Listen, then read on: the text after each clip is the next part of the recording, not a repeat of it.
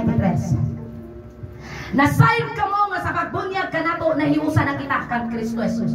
Busa na hiusa kita sa iyang kamatayon. Sa iyang gibunyagan ka diya sa tubig kasi wala pa na water baptized diri. Atong klaroon nga ang pag water baptized wala na nagpasabot nga mubalin kag religion. Amen.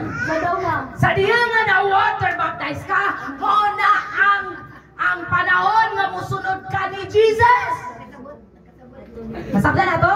Kanang mo decision ka nga, Ginoo, gusto na ko magpa-water baptize. Kaya gusto na kong musunod. Diha mo. Dili kay mo enter sa church. Dili nagpasabot na nagpa-water baptize ka. Kung sa diya na water baptize ka, membro na ka sa church. Ang boot pasabot sa water baptism, nag-water baptize ka, kaya tinunanay ang imong pagkinulsol sa imong mga sala.